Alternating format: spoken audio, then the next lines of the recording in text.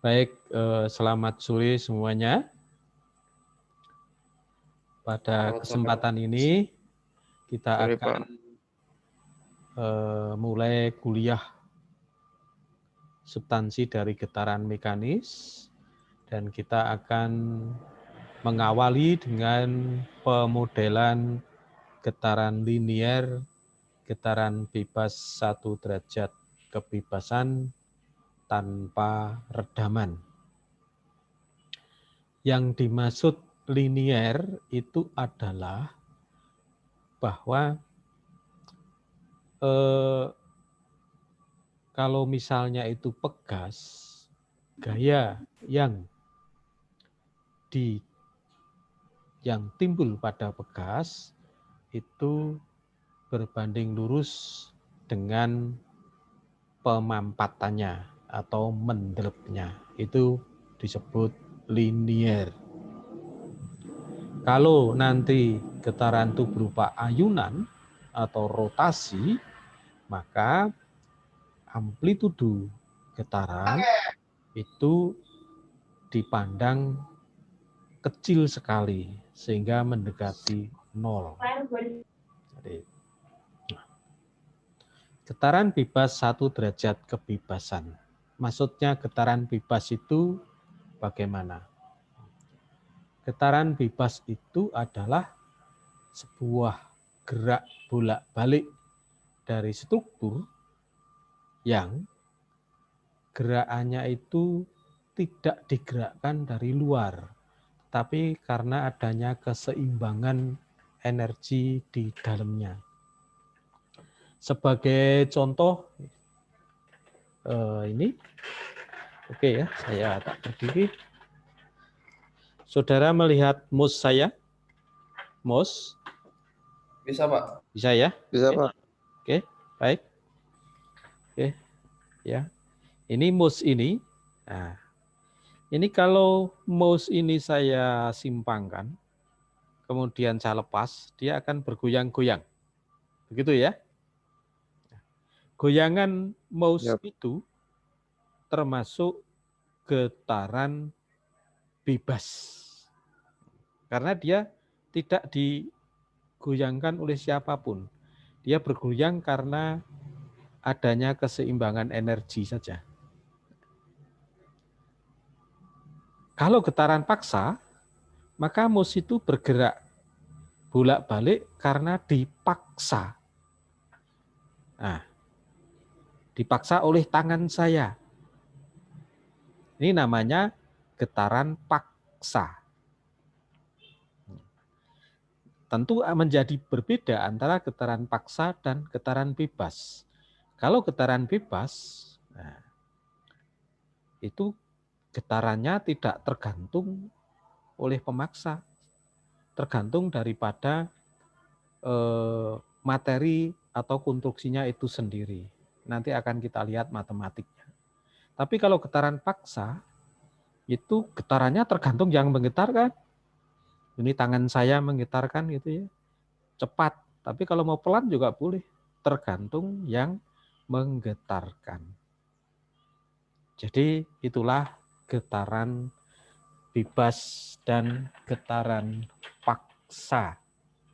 Apakah bisa dipahami kedua jenis getaran ini? Saya mohon Bisa, klarifikasinya. Bisa, Pak. Bisa pahami ya, getaran bebas dan getaran paksa? Paham? Paham, Pak. Oke. Kalau saya. Baik.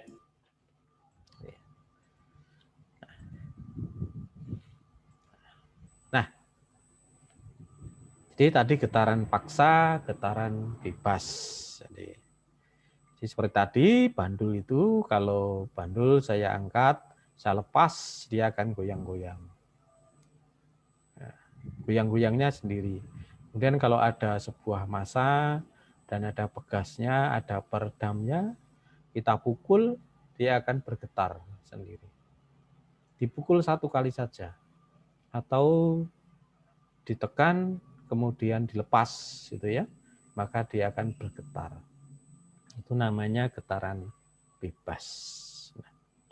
Frekuensi yang timbul pada getaran bebas disebut frekuensi alami atau natural frekuensi, atau disebut pula frekuensi pribadi. Kalau itu getaran paksa atau kadang disebut force vibrations, itu bergetarnya sebuah massa atau struktur karena digetarkan oleh penggetar dari luar. Misalnya getaran mesin. Bodi mesin itu bergetar karena memang ada yang menggetarkan. Yang menggetarkan siapa? Ya bisa karena perputaran elemen mesin dalamnya yang menimbulkan getaran sehingga memaksa bodinya bergetar. Atau karena kalau itu mesin bensin, gerakan seker yang bolak-balik memaksa bodi bergetar. Itu getaran paksa. Nah, atau bangunan yang terkena gempa, itu adalah getaran paksa. Di bangunan digetarkan oleh gempa. Frekuensi yang timbul pada peristiwa getaran paksa disebut frekuensi paksa atau force frekuensi. Tentu saja karena pada getaran paksa itu struktur dipaksa bergetar oleh penggetar, maka frekuensi paksa pasti sama dengan frekuensi yang menggetarkan.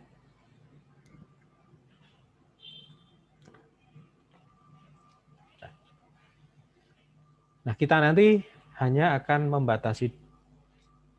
Jadi bahasan kita pada awal ini kita batasi pada getaran bebas. Kemudian bagaimana kita menganalisis sebuah konstruksi yang bergetar? Jadi kita harus membuat suatu model. Nah, namun sebelum kita membuat model, kita mesti melihat dulu bahwa sebuah konstruksi mesin atau peralatan permesinan itu kalau dioperasikan pasti menimbulkan getaran. Getaran itu kemudian dirambatkan ke sekelilingnya.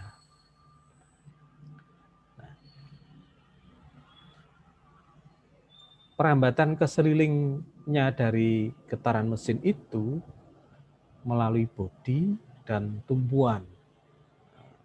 Tumpuan mesin atau mountings itu dapat berupa pondasi yang dari beton bertulang atau engine mounting. Ini sebuah mesin ya. Terus di kaki-kakinya itu ada ditumpu dengan ini, mounting engine. Atau ini sebuah mesin, kaki-kakinya langsung dibaut dengan pondasi mesin yang berupa beton. Tugas dari engine mounting dan juga pondasi mesin ini salah satunya adalah mencegah perambatan getaran dari mesin ke sekelilingnya atau meredam getaran. Contoh lain, ini sebuah sistem mobil. Ada pegasnya, ada shock absorbernya. Nah, ini adalah engine mounting. Tugasnya meredam getaran.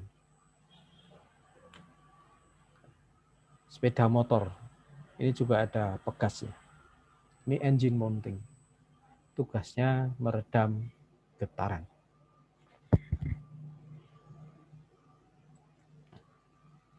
Nah, kalau kemudian kita lihat secara model, sebuah konstruksi mesin itu dapat dimodelkan hanya menjadi 3 model, yakni berat seluruh mesin atau massa seluruh mesin, itu dimodelkan dengan kotak itu, dan di sini ada tulisan M. Ini artinya massa seluruh mesin. Kemudian mesin itu mountingnya di lapangan atau di aplikasinya pasti terdiri daripada pegas dan peredam. Pegas itu dilambangkan atau dimodelkan seperti ini. Semua pegas mempunyai konstanta. Konstanta. Mempunyai konstanta pegas.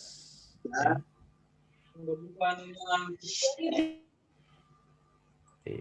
Semua pegas mempunyai konstanta pegas. Ya. Yang satuannya Newton per meter. Nanti akan kita lihat apa itu konstanta pegas. Dan semua damper atau peredam itu mempunyai koefisien redaman viskus yang besarnya atau satuannya Newton second per meter. Jadi kalau sebuah sistem konstruksi mobil misalnya akan dianalisis getarannya, maka mobil itu dimodelkan menjadi gambar seperti ini. Massa mobil, ini adalah pegasnya, dan ini peredamnya. Itu pemodelannya.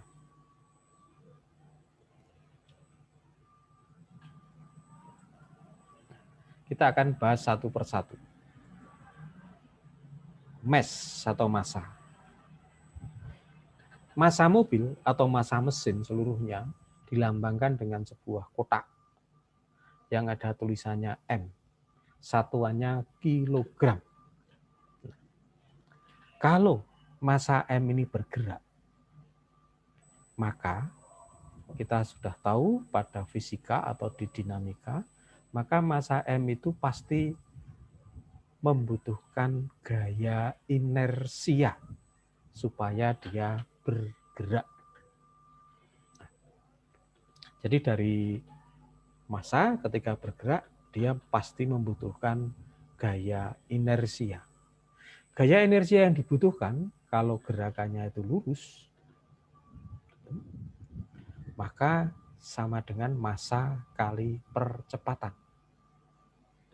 Atau massa kali D2X per dt kuadrat, di mana X itu adalah merupakan jarak yang ditempuh. Atau kalau dituliskan gaya inersia dari massa yang bergerak adalah M kali X double dot. Ini sama saja. Mau A, D2X per dt kuadrat atau dot sama saja.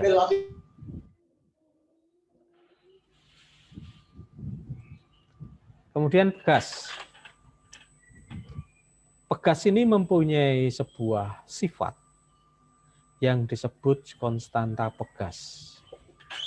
Saudara perlu mulai membangun paradigma baru tentang pegas. Pegas itu bukan berarti per.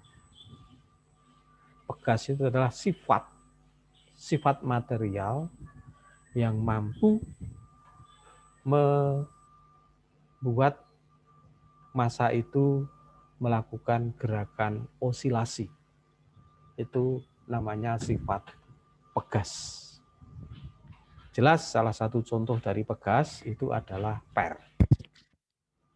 Baik itu per keong, per spiral, atau per yang terbuat dari gas, itu mempunyai sifat pegas. Tapi jangan salah bahwa beton bertulang yang kelihatan kaku itu juga mempunyai sifat pegas.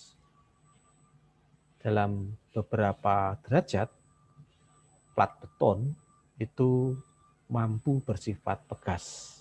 Ini bisa kita rasakan kalau saudara bermain badminton di lantai 5 atau di lantai 3 ya sekarang. Itu kalau teman saudara loncat mes kemudian kembali ke lantai, terlihat ada getaran pada lantai itu. Itu artinya bahwa plat beton pun yang kelihatan kaku tetap mempunyai sifat pegas. Sifat pegas itu satuannya Newton per meter. Di sini contohnya apabila sebuah pegas kemudian ditekan sebesar X, maka gaya yang timbul pada pegas sama dengan K kali X. Ik itu kalau bahasa Jawa mendelep. Mendelep ya. Jadi yang mendelep itu artinya yang di bawah itu tetap. Tetapi yang di atas itu mengkerut atau turun. Itu namanya mendelep. Berbeda dengan ambles. Kalau ambles itu yang bawah itu turun masuk ke tanah. Itu namanya ambles. Tetapi masih terlihat dari luar. Tapi kalau amblas itu tenggelam semuanya, itu amblas. Jadi kalau ini mendelep, ini yang turun bagian atas, turun begini. Sementara bagian bawah tidak, ini namanya mendelep.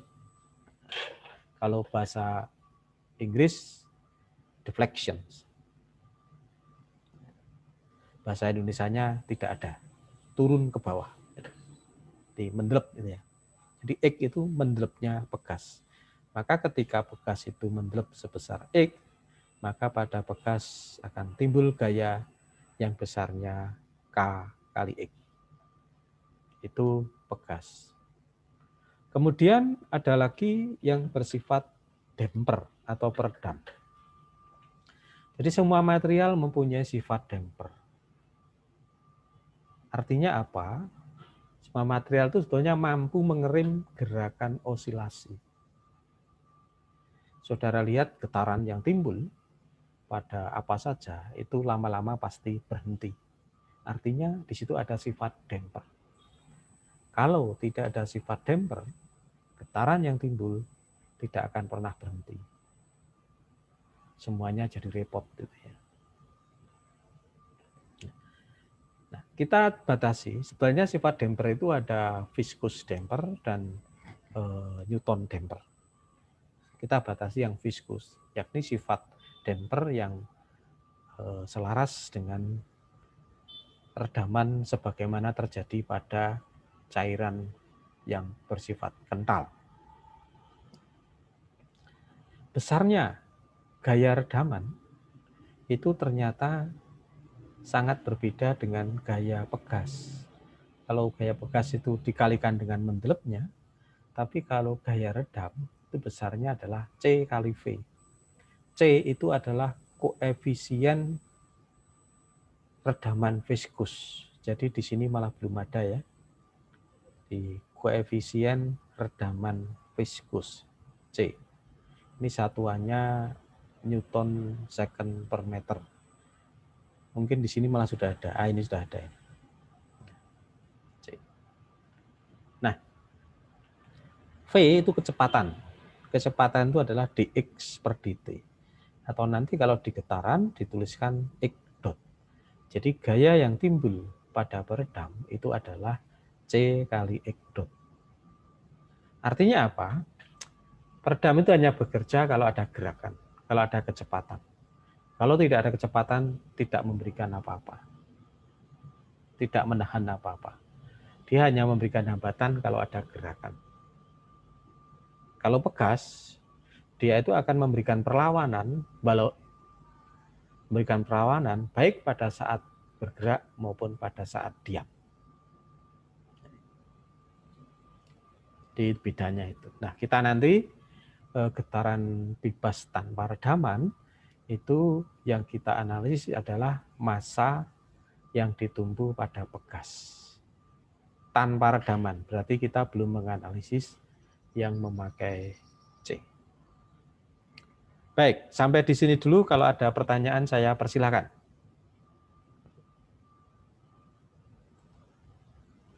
Baik, silakan kalau ada pertanyaan.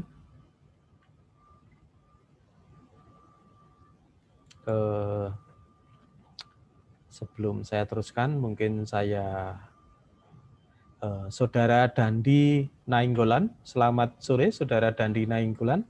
Silakan diaktifkan mic-nya. Selamat sore, Saudara Dandi Nainggolan.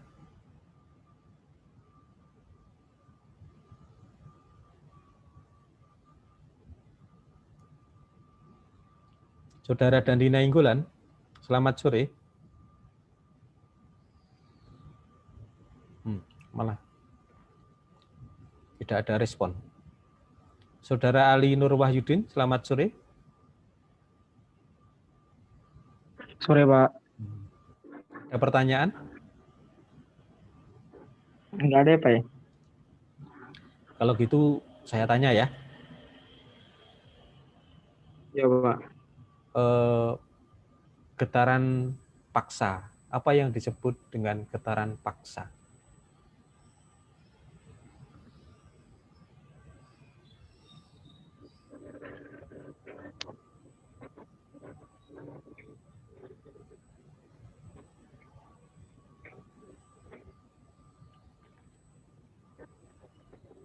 Silahkan dijawab saja sebisa, enggak apa-apa, enggak usah malu.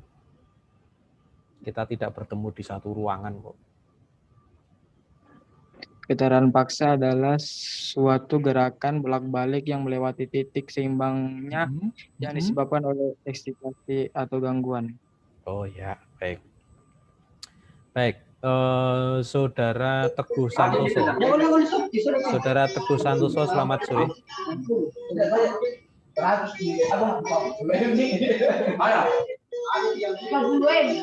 Saudara Teguh Santoso, selamat sore. Sore, Pak. Oke. Saudara Teguh Santoso, saudara bisa memberi contoh kasus getaran paksa?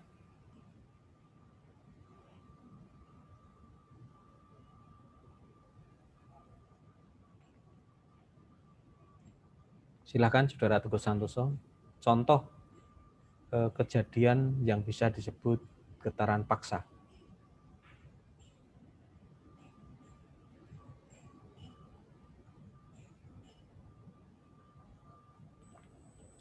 Silakan.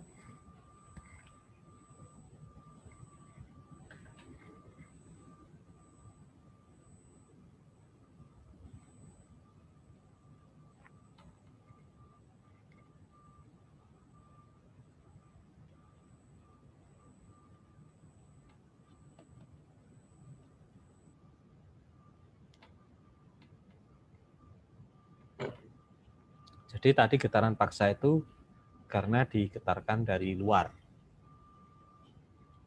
Sekarang tugas Teguh Santoso beri contoh getaran paksa.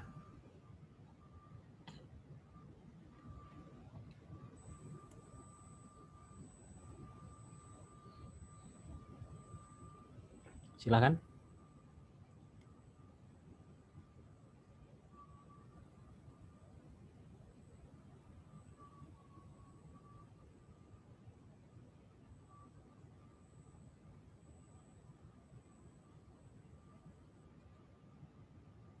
Ini kita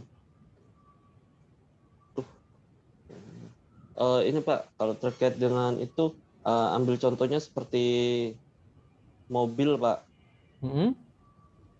Itu kan mobil di situ kan ada terjadi getaran paksa di situ Pak. Ya. Ambil contoh seperti itu Pak. Kalau dari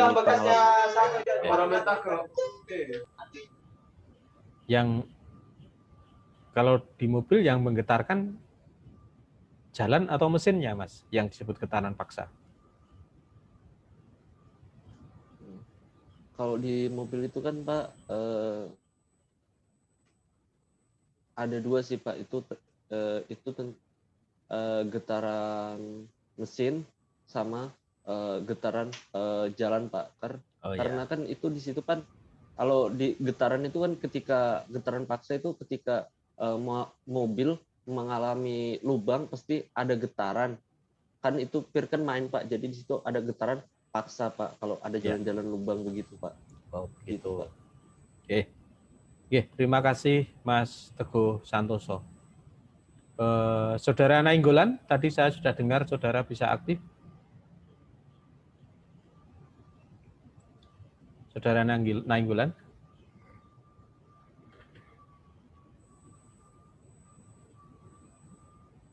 Ya Pak. Bisa memberi contoh. Saudara Nainggolan bisa memberi contoh getaran paksa.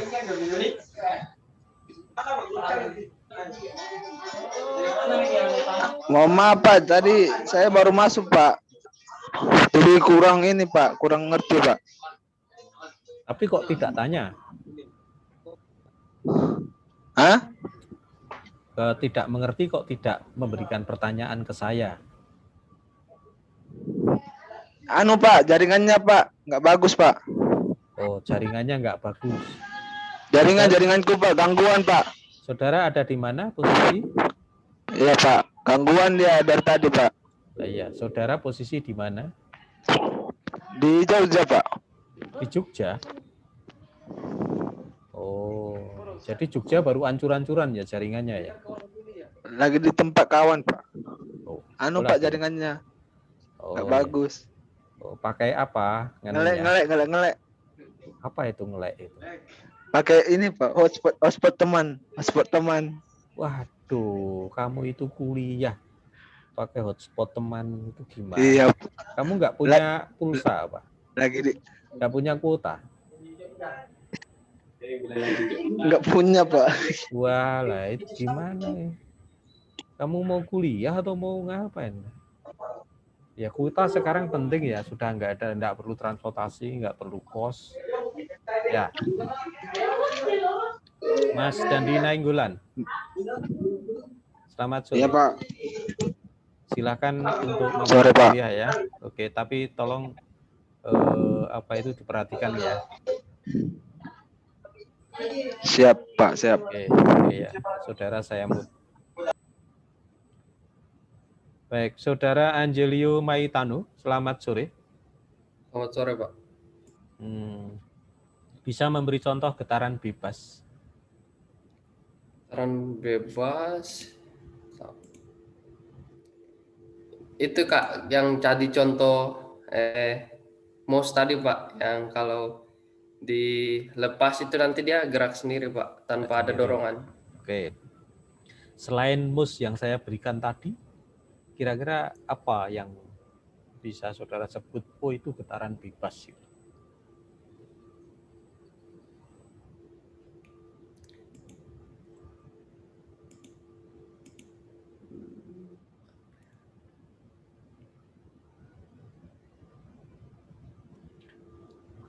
Saudara Angelio? Ya Pak. Kalau misalnya saudara naik sepeda motor, kemudian menerjang polisi tidur, tetapi hanya satu baris saja polisi tidurnya, maka getaran yang terjadi pada motor saudara itu getaran bebas atau getaran paksa.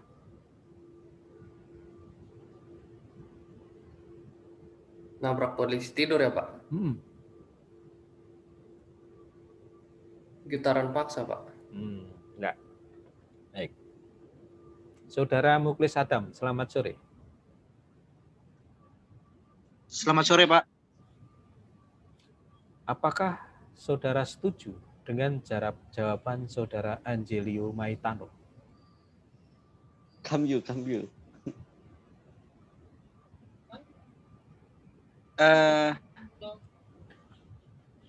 Kayaknya saya akan berikan contoh lain aja Pak. Ya, silakan.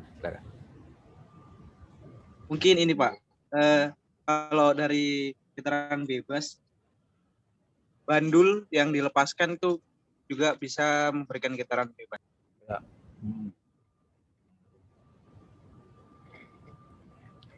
Kalau sepeda motor yang nabrak polisi itu tidur tadi, getaran bebas atau getaran paksa? Sepertinya itu getaran paksa Pak. Oke. Saudara Yohanes Marti, selamat sore. Ya, selamat sore Pak. Sepeda motor menabrak polisi tidur dan bergetar, saudara rasakan goyangannya. Itu getaran bebas atau getaran paksa?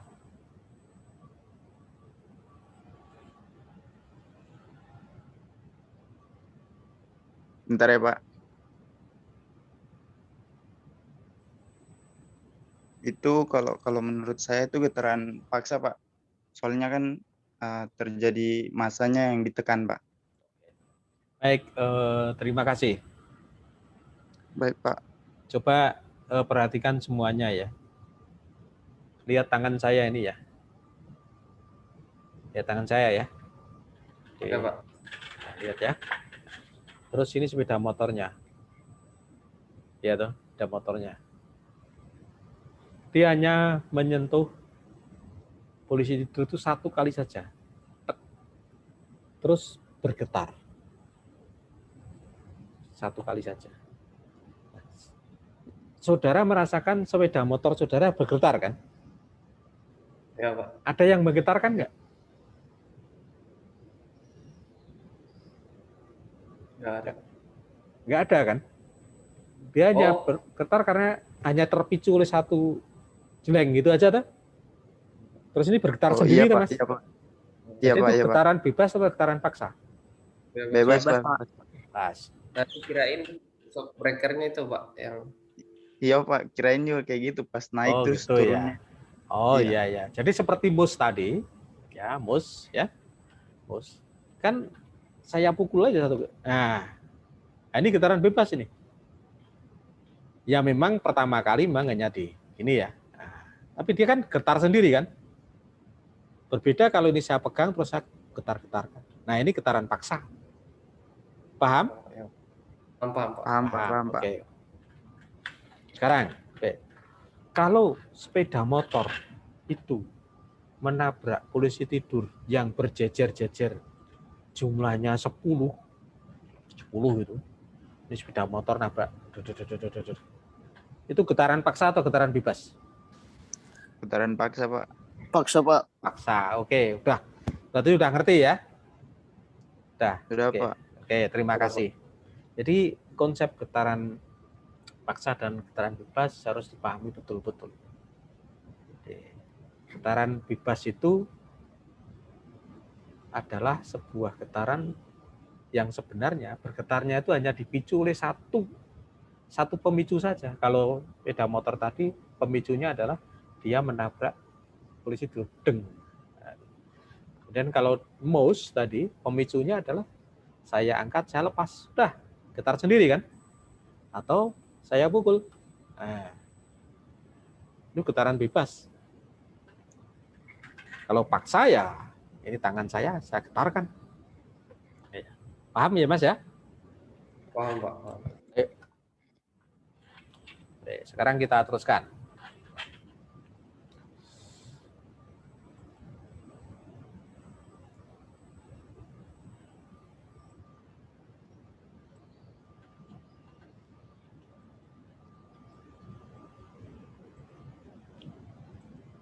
Nah, kita kemarin kan sudah mempelajari apa yang disebut dengan properti getaran ya.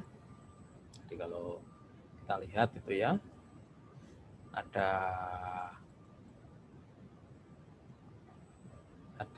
ini gelombang ya, gelombang. Ini adalah gelombang sinus.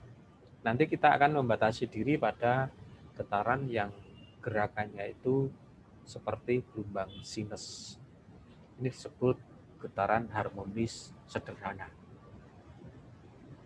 Jadi disebut sederhana karena bentuknya seperti gelombang sinus atau kosinus. Tidak kotak, tidak gergaji. Kita mulai dari yang gampang. Kemudian disebut harmonis karena mempunyai periode. Satu gelombang itu membutuhkan waktu T. Nah, waktu T untuk menempuh satu gelombang itu disebut periode. Satu gelombang. Kalau kita mulai dari sini ya satu gelombangnya adalah ini satu gelombang. Atau kita mulai dari sini satu gelombangnya saudara perhatikan ya berakhir di sini. Kalau saya mulai di sini satu gelombangnya adalah ini. Nah, waktu yang dipakai untuk menempuh satu gelombang disebut periode. Terus ada amplitudo, jarak terjauh simpangan dari garis netral. Simpangan itu apa? Simpangan itu adalah jarak dari titik netral. Jadi jaraknya bisa positif, bisa negatif. Kalau amplitudo itu jarak terjauh, maka dia nilainya itu mesti dimutlakkan atau dipositifkan. Amplitudo. Ini mengingatkan saja di kemarin. Frekuensi itu jumlah gelombang per detik, satuannya hertz. Satu gelombang itu disebut satu siklus atau satu putaran. Maka kadang-kadang frekuensi itu satuannya bisa diganti dengan cycle per second atau CPS, atau putaran per detik atau RPS. Dijadikan menit juga bisa RPM. Jadi putaran dan frekuensi itu sama di pelajaran ini. Satuannya kalau di dinamika itu putaran cenderung ke RPM, tapi kalau di getaran cenderung ke RPS. RPM dibagi 60 ketemu RPS. Baik, nanti kuliah akan kita teruskan ke sesi 2. Kita mulai nanti jam 5. Jadi kita nanti sesi 2 jam 5. Dan waktu untuk sesi 1 ini sudah hampir selesai. Silahkan teman-teman istirahat dulu. Mungkin mau mandi atau mau olahraga sebentar atau mau cari makan. Kita kuliah lagi nanti jam 5. Jangan lupa mencentang karena itu adalah presensi otomatis. Jangan lupa modulnya dibaca. Modulnya dibaca, kalau tidak ngerti nanti bertanya. Baik, kita istirahat dulu. Selamat sore teman-teman, Tuhan memberkati. Kita jumpa lagi 20 menit kemudian. Terima kasih. Selamat sore Pak, Tuhan Yesus Sore. memberkati.